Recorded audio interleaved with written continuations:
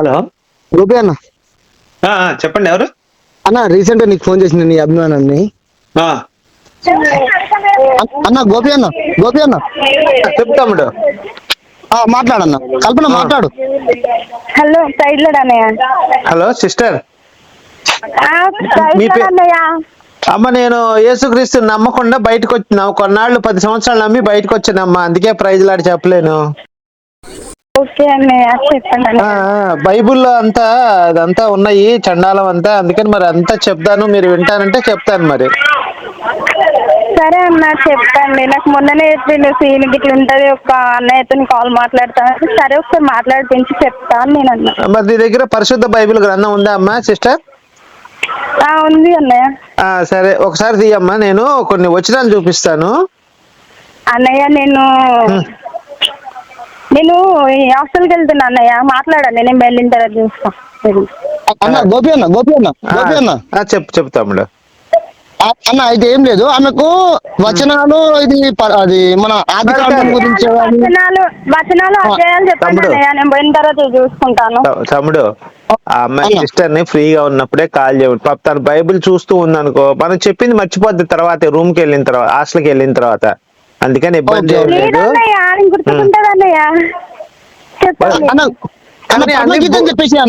అదే మరి అవన్నీ ఇప్పుడు ఈ తళ్ళు తాటి గెలల్లాగా ఉన్నాయి, ద్రాక్ష గెలల్లాగా ఉన్నాయి అనే పదాలు ఉంటాయి.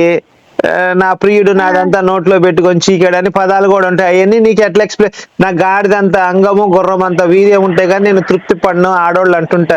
ఇట్లాంటివన్నీ బైబిల్లో ఉన్నాయి. మరి అవన్నీ నా చెల్లెలకు సళ్ళు రాలేదు, వస్తే ఏం చేయ, ఇలాంటి మాటలన్నీ ఉన్నాయి. మరి ఇవన్నీ నువ్వు ఎరగాలంటే నేను రిఫరెన్స్ లో ఒక్కటి చూపిస్తూ చదువుతూ చెప్తాను నేను. అవునా? ఏమో అన్నయ్య, నేను అవన్నీ చూడలేను. జస్ట్ నువ్వు గనక అధిక వ్యభిచారం చేస్తే నీకున్న లంగాన్ని పైకి లేపి లోపల ఉన్న దాన్ని అందరికీ చూపిస్తానంటాడు యెహోవా దేవుడు. నువ్వు గనక అమ్మాయిని వేసుకున్నప్పుడు దాంట్లో వీర్యం వేయలేదు అంటే నువ్వు వేయలేదు కాబట్టి నేను నిన్ను చంపేస్తున్నాను, వాడిని చంపేస్తాడు. వదిన దాంట్లో వీర్యం వేయలేదు, అంతకంటే నేను చెప్పలేను. ఇంకా ఇలాంటి ఘోర వచనాలు ఉన్నాయి, అవన్నీ కూడా మీకు చదువుతూ రిఫరెన్స్ ఇస్తాను. సొంత కూతుళ్ళు తండ్రితో పాత నిబంధన అమ్మ, పాత నిబంధన అంతా కూడా అమ్మ, అక్క, చెల్లి, కూతురు, పెద్దమ్మ అందరు అమ్మలతో చేసినట్టు ఉంటది. ఇక దావీదు పేరు విన్నావా ఎప్పుడైనా బైబిల్లో నువ్వు? వాడు దావీదు కొడుకమ్మా.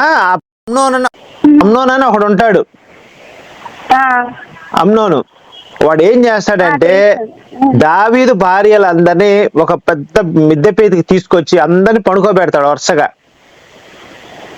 పడుకోబెట్టి ఇజ్రాయెల్ ప్రజలందరినీ పిలుస్తాడు. రెండ్రా అని అందరూ వస్తారు అబ్షలోం దగ్గర. అబ్షలోం పిలుస్తాడు, అందరినీ పిలుస్తాడు. అమ్నోను కాదమ్మా, సరే అబ్షలోం వాడి పేరు. 10 మంది వాళ్ళ అబ్షలోం గాడు 10 మంది వాళ్ళ భార్యలను పడుకోబెడతాడు. దావీదు భార్యల్ని పెట్టి ప్రజలందరినీ చూడండి దావీదు భార్యలతో నేను సంభోగం చేస్తున్నానని చెప్పి వాళ్ళందరినీ 10 మందిని పడుకోబెడతాడు మంచం మీద, మేడ మీద పిలిచి వాళ్ళు ఒక్కొక్క అమ్మాయిని ఒక్కొక్క దావీదు భార్యని వేయటం చూసారా, వేసాను అందరిని 10 మందిని వేస్తాడట. ఇజ్రాయెల్ ప్రజలందరినీ పిలుచుకొచ్చి చేపిస్తాడు. అదే దాన్ని ఏమంటారు, బ్లూ ఫిల్మ్ అంటారు కదా మన భాషలో, అలా చేస్తాడు అనమాట. అది కూడా ఉంది బైబుల్లో. సొంత చెల్లెల్ని అమ్నోను గాడు సొంత చెల్లెల్ని రేప్ చేస్తాడు. మరి ఇట్లా అంటే పాస్టర్ చెప్తాడు కొన్ని వచనాలు, సో అదే చూస్తాను. అదేనమ్మా, ఇప్పుడు ఎవరైనా కానీ షాప్కి వెళ్ళినప్పుడు ఇదిగో ఇది మంచి క్వాలిటీ సూపర్ పనిచేస్తుందని చెబుతారు, కానీ ఏమైనా పాడైపోయే వస్తువు ఇది అని చెప్పి ఏమన్నా చెప్తారా మనకి? చెప్పరుగా అమ్మేటప్పుడు. లేదన్నయ్య. అందుకేనమ్మా మీరు ఫ్రీగా ఉన్నప్పుడు బైబిల్ పెట్టుకొని నాకు ఒక్కసారి కాల్ చేయండి, ఇవన్నీ వివరిస్తాను. మీకేమి లేదు దీంట్లో, మీరు తెలుసుకోండి. మీరు నమ్మకపోవడం మీ సొంత అభిప్రాయం. నేను వచ్చేసి నువ్వు నమ్మమ్మా ఇదన్నీ నేను చెప్పను అట్లా. నేను ఇవన్నీ చదివించి మన భారతీయుల ఆడవాళ్ళకి పనికిరాదు. ఈ బైబిల్ అనేది ఒక స్త్రీ, ఒక పురుషుడు కానీ రోడ్డు మీద కూర్చొని కానీ ఇంట్లో కూర్చొని కానీ ఇలాంటివి చదవలేరు. దైవ గ్రంథం అంటే ఏంటమ్మా చెప్పు? తండ్రి, కొడుకు, కూతురు, భార్య, ముగ్గురు నలుగురు కూర్చొని చదువుకునేదాన్ని దైవ గ్రంథం అంటారు. మరి నేను ఇప్పుడు చెప్పినవన్నీ కూడా ఇంట్లో ఆడవాళ్ళు పిల్లలు తల్లి తండ్రి కూర్చొని చదవగలరా? మరి నేనేం చెప్పాలి చెప్పు ఇంకా నా చెల్లెలకి సళ్ళు రాలేదు వస్తే నేనేం చేయాలంటాడు వాడు చెప్పు నేనేం చెప్పండి దానికి ఇంక చెప్పండి మీకు కావాలంటే రిఫరెన్స్లు కూడా ఇస్తాను పరమగీతం 8:8 we have little sister she has no breast అమ్మా ఇంగ్లీష్ అర్థమవుతుందా నీకు అన్నయ్య అర్థమైంది. Song of Solomon one sister one diet అంటున్నారు కదా. వీ హ్యావ్ లిటిల్ సిస్టర్ అంటే నాకు చిన్న చెల్లెలు ఉంది ఒక చిన్న చెల్లి ఉంది and she has no breast నా చెల్లెలకి సళ్ళు లేవు what shall I would sister నా చెల్లి కోసం నేనేం చేయాలి పరమగీతం 8 సాంగ్ ఆఫ్ సాల్మన్ ఇంగ్లీష్ లో సాంగ్ ఆఫ్ సాల్మన్ 8:8 నెక్స్ట్ పరమగీతం 8:10 నేను ప్రాకారం వంటి దానిని నా కుచములో దుర్గములు ఆయన అందువల్ల అతని దృష్టికి నేను క్షేమం అనేది దీని అర్థం ఏంటంటే పచ్చిగా చెప్తాను నా సళ్ళు జారిపోకుండా నిటారుగా నుంచున్నాయి కాబట్టి అతను నన్ను ఇష్టపడ్డాడు మరి ఏం చెప్పాలి చెప్పమ్మా ఇవన్నీ కూడా వచ్చిన మొత్తం వివరిస్తాను నేను కూర్చోబెట్టి మీకు ఓకే అన్నయ్య సరే నేను ఇంకొకటి చిన్నగా నీకు చిన్న రెఫరెన్స్ చూపిస్తాను యెహెజ్కేలు 16:37 నీవు సంభవించి నీ వికటార్థం నీకు ఇష్టమైన వారందరినీ నీ ద్వేషించి వారందరినీ పోగు చేయొచ్చు వారి చుట్టూ పోగు చేసి సమకూర్చి వారికి నీ మానవ కనుపున్నట్లు నేను బయలుపరిచేదను అంటే నువ్వు ఎంత మందితో అయితే వాళ్ళతో పడుకున్నావో ఎంత మందితో తిరిగావో వాళ్ళందరినీ తీసుకొచ్చి ఒక చోట పోగు చేసి నీ మానాన్ని కనపడేటట్టు పైకి ఎత్తుతానంటున్నాడు మానవ ఏం వాళ్ళందరినీ కూర్చోబెట్టి మగవాళ్ళందరినీ కూర్చోబెట్టి ఈయన పైకి ఎత్తుతాడట లంగాని ఏని యెహోవా దేవుడు చెప్పినయే అమ్మా ఉన్నావా పడిపోయావా ఉన్నా అన్నయ్య అయ్యో నేను ఇంకా పడిపోయావు అనుకున్నా సౌండ్ రాకపోతే ఇవన్నీ నేను రిఫరెన్స్ చూపిస్తానమ్మా ఏదో నీకు మాయమని నాకంటే చిన్నదానివే నువ్వు నీకు నేను చాలా పెద్దవాడినమ్మా నాకు 60 సంవత్సరాల పైన ఉన్నాయి 65 సంవత్సరాలు 10 ఇయర్స్ ఉన్నానమ్మా 10 ఇయర్స్ ఉన్నాను అప్పుడు నేను కూడా ఎన్నిసార్లు మొత్తం టోటల్ బైబిల్ ఫిల్ చేశారు మీరు రీడింగ్ అంటారా దాదాపు ఒక 50-60 సార్లు చేశాను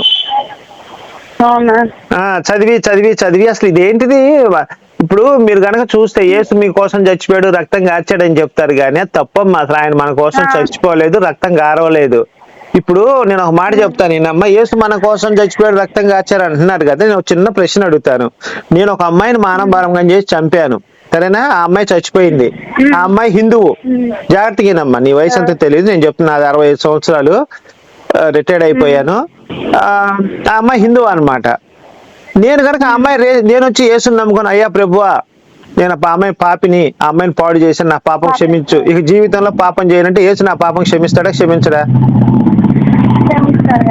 క్షమిస్తాడు కదా మరి ఇప్పుడు ఆ అమ్మాయి హిందువు యేసుని నమ్మలేదు చచ్చిపోయింది ఇప్పుడు ఆ యేసుని నమ్మలేదు కాబట్టి ఆ అమ్మాయి నరకంలోకి వెళ్ళిపోయింది నేను ఎక్కడికి వెళ్తాను ఇప్పుడు నేను పాడు చేసి యేసుని నమ్ముకున్నాను కాబట్టి పరలోకం మరి చనిపోయిన హిందూ అమ్మాయి నరకం అన్నయ్య ఏంటమ్మా ఇది న్యాయమా నువ్వు చెప్పు ఒక అమ్మాయిగా చెప్పు నీకు ఇది న్యాయమా రేప్ చేసి యేసుని నమ్ముకుంటే స్వర్గం వచ్చింది నాకు హిందూ అమ్మాయికి ఏమన్నా యేసుని నమ్మలేదు కాబట్టి నరకం ఏం చేద్దాం చెప్పమ్మా దీనికి మరి ఇది న్యాయం అసలు మొత్తం లేదన్నయ్య అది అన్యాయమే కదా అన్యాయం కదమ్మా ఇప్పుడు నేను కోర్టుకి ఒక అమ్మాయిని నేను ఏదైనా ఒక అమ్మాయిని రేప్ చేసి ఆ అమ్మాయిని నా మీద కేసు పెడితే జడ్జి గారు ఏం తీర్పిస్తాడో తెలుసా అయ్యా గోపి నువ్వు రేప్ చేసావు కాబట్టి నిన్ను వదిలేసి మంచి ఫ్లాట్ కొనిస్తున్నాను నీకు పో అంటాడు ఆ రేప్ చేయించుకున్న అమ్మాయికి జడ్జి స్టేట్మెంట్ ఇస్తాడు నీకు 14 సంవత్సరాలు కఠినంగా శిక్ష వేసే పో అంటాడు జైలు ఆ అమ్మాయిని ఎట్లా ఉంది ఇది తీర్పు చెప్పు వ్యతిరేకంగా ఉంది కదన్నయ్య నేను చెప్పింది అర్థమైందా నాకేమన్నా మంచి ఫ్లాట్ రాసిస్తాడు జడ్జి గారు మంచి రేప్ చేసావా మంచోడి నువ్వు బ్రహ్మాణం అని ఆ అమ్మాయిని తీసుకెళ్ళాడు 14 సంవత్సరాలు జైల్లో పడేస్తాడు ఏది రేప్ చేయించుకుంది కాబట్టి మరి ఏంటమ్మా ఇది ఎంత మడుకు న్యాయం ఆలోచించు నువ్వు ఈ క్రిస్టియానిటీ అనేది ఊరినే పాస్టర్లు దశమ భాగాలు దొబ్బి వాళ్ళు బాగుపడతాని తప్ప విశ్వాసులు అమ్మా నేను ఒక ప్రశ్న అడుగుతాను విశ్వాసులు బాగుపడేట్టు ఒక్కడన్నా ఉన్నాడమ్మా పాస్టర్లు మీ ఊరు సైకిల్ 20 సంవత్సరాలు పాస్టర్ గారు మీ ఊరు సైకిల్ వేసుకొని వచ్చి ఈ రోజు రేపు 20 సంవత్సరాలతో వాడు కారు మంచి అన్న అన్న అన్న గోపి అన్న ఉమ్. గోపి అన్న ఉమ్. అయితే మొన్న క్రిస్మస్ అయింది కదా అన్న, ఆ. ఇలా విశ్వాసులు అయితే ఎవరైతే ఉంటారో అసలు క్రిస్మస్ డిసెంబర్ 25 వేసి పుట్టాడని ఎక్కడుంది బైబిల్లో చూపించండి, అది మోసం కాదా? ఆది గీత మోసమే అన్న. అన్న ఇంకొకటి అన్న, ఉమ్. ఈ విశ్వాసులు అయితే ఎవరైతే ఉంటారో ఉమ్. పాస్టర్ ఏమన్నాడు అంటే తలా ఒక 4,000 అయితే తీసుకొస్తే ఉమ్. ఖచ్చితంగా తీసుకురావాలని డిమాండ్ చేసినట్టు అన్న. చూసావా ఇది ఎక్కడ చూసావా? న్యాయం అన్న? ఆ డబ్బులు ఆడు భార్య బిడ్డలకు కొనిచ్చుకుంటాడు, ఆడు శుభ్రంగా బంగారం మంచిగా కారు ఇల్లు కొనుక్కుంటాడు ఆడు. కియా కారు కొన్నాడు, బిల్డింగ్ కడుతున్నాడు మా ఊర్లో. ఉమ్. మరి వీళ్ళు ఈ అమ్మాయి ఎన్ని సంవత్సరాల నుంచి నమ్ముకుంది, ఈ అమ్మాయికి ఏమొచ్చింది చెప్పని, ఏసై ఏమి ఇచ్చాడు? 2022 లో నమ్ముకుందన్న ఈ అమ్మాయి. ఏమి ఇచ్చాడు ఏసై? మన ఏసయ్య అంటుందన్నయ్య. కాదమ్మా, మన ఏసై ఏమి ఇచ్చాడు నీకు మరి? ఇచ్చాడు 4 లక్షలు అప్పు ఇచ్చాడు.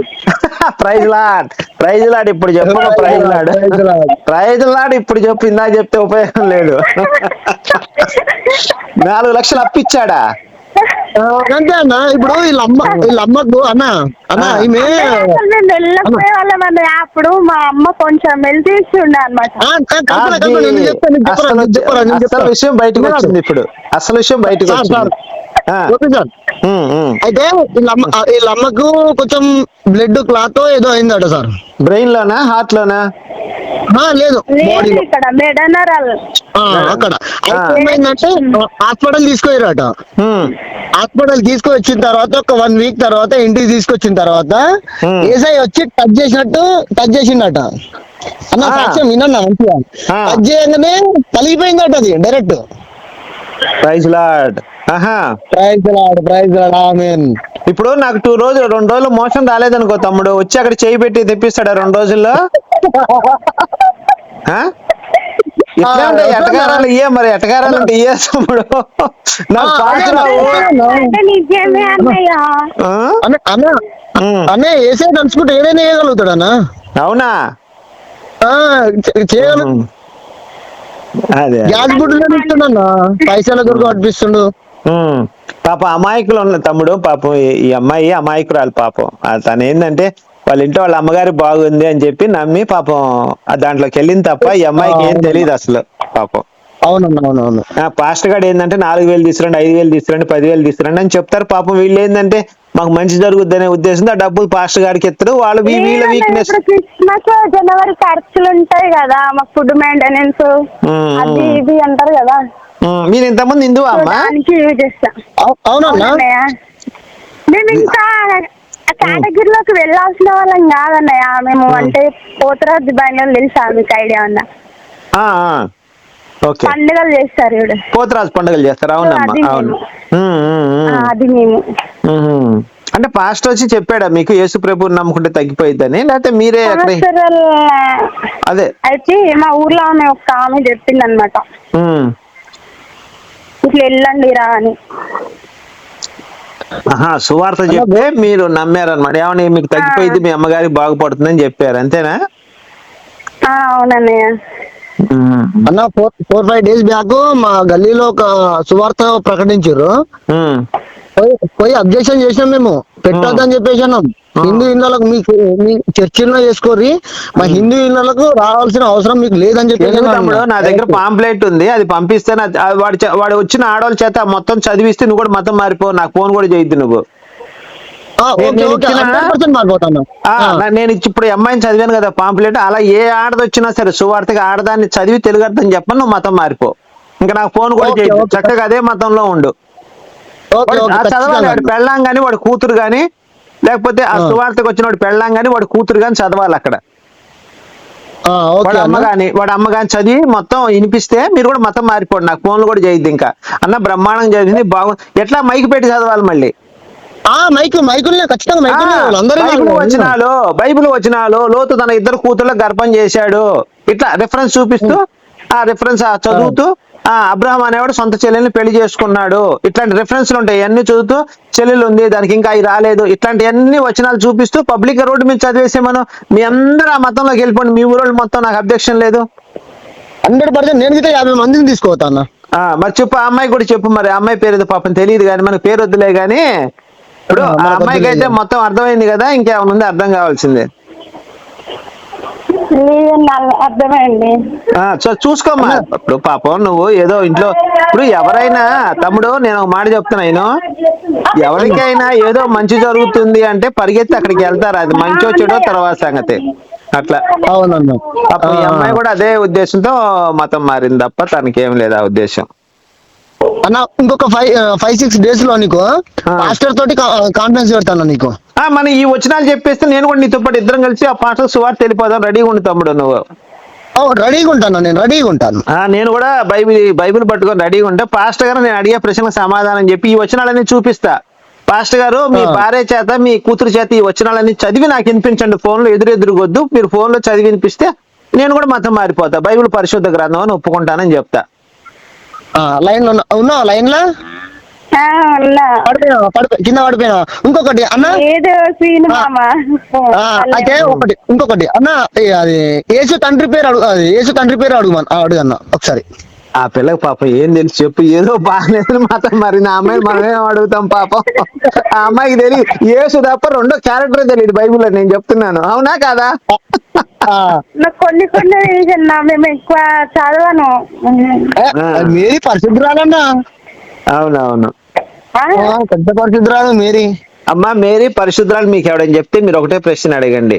పెళ్లికి ముందరే ఆమె గర్భవతి అయింది పరిశుద్ధాత్మ ద్వారా.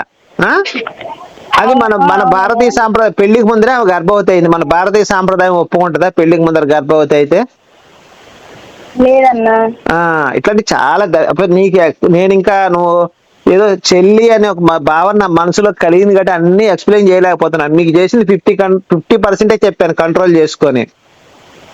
తమ్ముడు ఉన్నాడు కాబట్టి అదే నువ్వు కనుక కొంచెం దాన్ని ఏమంటారు, నేను క్రైస్తవురాలని అనే కసితో మాట్లాడేవాడిని. అప్పుడు మొత్తం చెప్పేసేవాడిని, బైబిల్లో ఉన్న దరిద్రం మొత్తం చెప్పేసేవాడిని. అన్నా అన్నా అన్నా అన్నావు, అందుకే ఆ బంధం అడ్డొచ్చి ఆగిపోయాను అనమాట. ఇంకా మొత్తం చెప్పలేక. లేదా పచ్చిగా చదివి వినిపించేవాడిని. ఎంతో మంది చూసి చీచి ఇదేంటిది మాకు వద్దు, అసలు ఇలాంటి చెప్పొద్దండి, అసలు మేము ఈ రోజు వెళ్ళం, మా ఇంట్లో మా ఆయన కొడతాడు, మా అన్నయ్య కొడతాడు, మేము వెళ్ళం ఆయన. వాళ్ళు చాలా మంది బయటకు వచ్చేసిన వాళ్ళు ఉన్నారు ఇది చూసి అంతా. ఇప్పుడు నేను ఒకటే ప్రశ్న అడుగుతానమ్మా, నిజంగా యేసు దేవుడైతే నేను ఒక దగ్గర 8 సంవత్సరాల నుంచి బైబిల్ని విపరీతంగా విమర్శిస్తున్నా. మరి యేసు నన్ను వచ్చి ఏమయ్యా గోపి బైబిల్ని ఎందుకు విమర్శిస్తున్నాను ఒక్కరోజన్నా ప్రశ్న అడిగాడమ్మా నన్ను? చెప్పు, ఆలోచించు నువ్వు. నిజంగా కనుక ఆయన దేవుడైతే మరి అడగాలి కదా నన్ను వచ్చి, ఏమయ్యా నా బైబిల్ని ఎందుకు విమర్శిస్తున్నావు, నేను దేవుణ్ణి, నన్ను నమ్మని ఎందుకు చెప్పలే? అసలు నీకు విషయం తెలుసా అమ్మా, ఇప్పుడు మేరీ అనేది వ్యభిచారి అని చెప్పి మనం అనలేదమ్మా. ఆ ఇజ్రాయెల్ దేశంలో యూదులే టాల్ముడ్ గ్రంథం అని ఒకటి ఉంటుంది వాళ్ళకి. వాళ్ళు టాల్ముడ్ గ్రంథంలో రాసుకున్నారు వాళ్ళు, మేరీ వ్యభిచారి అని చెప్పి రాసుకున్నారు. మనం తప్పు, మంది కాదు తప్పు, మనం ఒక్క మాట కూడా అనలేదు ఆమెని. వాళ్ళు రాసుకున్న పుస్తకాలే, వాళ్ళు చదువుకున్న గ్రంథాలే. మళ్ళీ వాళ్ళ దేశంలో పుట్టాడు యేసు, ఇజ్రాయెల్ దేశంలో పుట్టాడు. ఇజ్రాయెల్ దేశంలో 198 మంది నమ్మరు యేసుని దేవుడిగా. ఇజ్రాయెల్ దేశంలో ఇప్పుడు మన దేశంలో రాముడు పుట్టాడమ్మా. ఉన్న హిందువులందరూ కూడా 90 కోట్ల మంది హిందువులు ఉంటే కనీసం 85 కోట్ల మంది మన భారతదేశంలో రాముడిని దేవుడిగా అంగీకరిస్తారు. అవునా? కృష్ణుడిని దేవుడిగా అంగీకరిస్తారు. 90 కోట్ల మంది హిందువులు ఉంటే ఒక 5% తీసేసిన 85 కోట్ల మంది రాముడు దేవుడు అంటారు, కృష్ణుడు దేవుడు అంటారు, ఆంజనేయ స్వామి దేవుడు అంటారు. అదే ఇజ్రాయెల్ దేశం వెళ్తే 100 మంది జనాభా వేసుకుంటే దాంట్లో 98 మంది యేసు వ్యభిచార పుత్రుడు అని చెప్తారు వాళ్ళు. మరి ఇంతకంటే నేనేం చెప్పాలి చెప్పమ్మా? ఇంకా మీకు కావాలంటే అన్ని రెఫరెన్స్లు పంపిస్తాను, వీడియోలు పంపిస్తాను, తమ్ముడు పంపిస్తా, తమ్ముడు నీకు పంపించేస్తాను, శుభ్రంగా చూసుకో. అంత వరస్ట్ అమ్మా, ఏమీ లేదు. మన కర్మ సిద్ధాంతం ఉండదు. చూసావా, ఇప్పుడు కొంతమందికి పెద్ద జబ్బు వస్తుంది, డాక్టర్ చెప్తాడు వీడు బతకడు చచ్చిపోతాడు అని చెప్తాడు, అలాంటి వాళ్ళు బతుకుతారు. లేదు వీడు కొన్ని సంవత్సరాలు బతడు ఇబ్బంది లేదంటే వారానికి 10 రోజులు చచ్చిపోయిన బొచ్చెడు మంది ఉన్నారు. ఏమ్మా ఉన్నారు లేరా? మరి దాంట్లో క్రైస్తవులు కూడా ఉన్నారా లేరా దాంట్లో? మరి యేసు ఎందుకు రక్షించలేదు వాళ్ళని? ఇప్పుడు క్యాన్సర్ వచ్చిన వాళ్ళు క్రైస్తవులు ఉన్నారు, ముస్లిమ్స్ ఉన్నారు, హిందువులు ఉన్నారు. రోడ్ యాక్సిడెంట్ చచ్చిపోయేవాళ్ళు, నడుస్తూ చచ్చిపోయేవాళ్ళు, పరిగెత్తు చచ్చిపోయేవాళ్ళు, నిద్రలో చచ్చిపోయేవాళ్ళు ఎంతమంది లేరమ్మా? అన్ని మతాల్లో అందరూ సమానంగా చచ్చిపోతున్నారు, సమానంగా బతుకుతున్నారు, సమానంగా రోగాలు వస్తున్నాయి, సమానంగా జబ్బులు వస్తున్నాయి, సమానంగా అన్ని జరుగుతున్నాయి. ఒక క్రైస్తవులకి మాత్రమే ఇది జరుగుతుంది స్పెషల్ గా అని ప్రూవ్ చేస్తే, నువ్వు ఎక్కడ నాకు చూపిస్తే నేను ఆ మతంలోకి వచ్చేస్తా. ఇంకొక చివరి ప్రశ్న ఒకటమ్మా నీకు. ఏ పాస్ట్ అయినా మహిమలు ఉన్నాయి, దేవుడు గొప్పోడు, యేసు గొప్పోడు నీకు చెప్తే నువ్వు ఒకటే ప్రశ్న అడుగు, అయ్యా క్యాన్సర్ తగ్గిందని చెప్తున్నారు, ఎయిడ్స్ తగ్గిందని చెప్తున్నారు, అన్ని తగ్గినాయని చెప్తున్నారు, ఒక్కడికి చెయ్యి కాలు తెగిపోయినోడికి మలిపించమానమ్మా, నేను కూడా మతం మారుతాను. నేను అడిగిన ప్రశ్న కరెక్టేనా? అర్థమైందన్నయ్య. ఇప్పుడు మీ అమ్మగారికి తగ్గిపోయింది, శబాష్, మీ అమ్మగారు మెడిసిన్స్ పడితే తగ్గిపోయి ఉండొచ్చు, అవును కదా?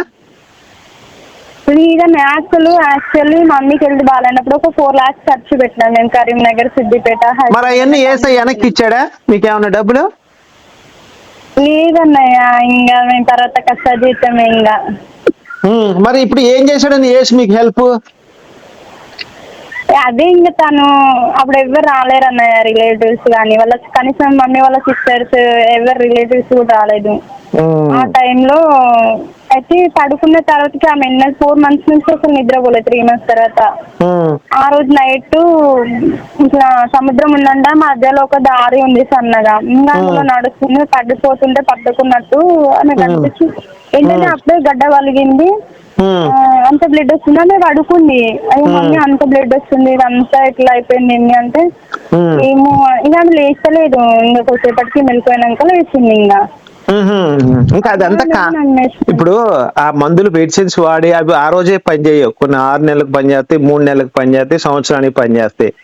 ఆ టైం వచ్చి పగిలిపోయి తప్ప ఆ బాగుపడి. యాక్చువల్లీ మేము సిజరింగ్ చేపిస్తామంటే డాక్టర్ అన్నాడు, కరీంనగర్ డాక్టర్, హైదరాబాద్ డాక్టర్ అన్నాడు, అది మెయిన్ నరంకాయ ఉంది కదరా, ఒకవేళ అది తీసేస్తే మీ మమ్మీ చనిపోయే అవకాశం ఉంది, సో ఇక్కడ మెడిసిన్ వాడండి ఇలానే తక్కువ అవుతుంది అన్నట్టు, అదే మెడిసిన్స్ వాడుకుంటూ వచ్చేసాను నేను.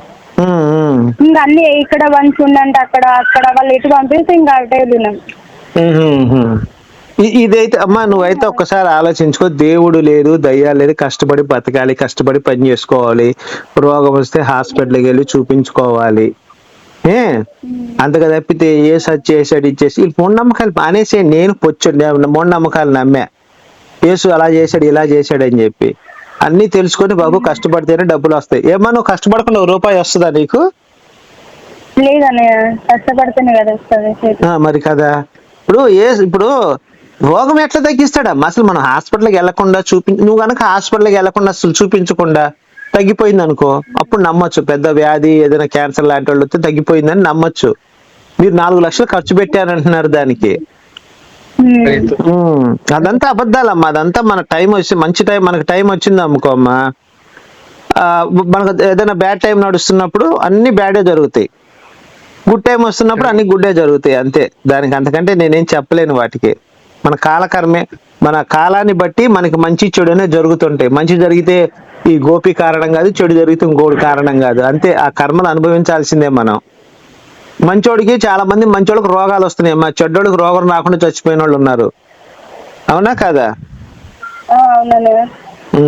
సరేనమ్మా, నువ్వు జాగ్రత్తగా ఇవన్నీ చూసుకో. నీకు డౌట్ ఉంటే మన తమ్ముడికి నా నెంబర్ ఉంటే తమ్ముడి దగ్గర తీసుకొని నాకు కాల్ చేయి, నేను మాట్లాడతా ఎప్పుడైనా. సరేనా తల్లి? సరేనమ్మా, రైట్ తమ్ముడు, ఓకే.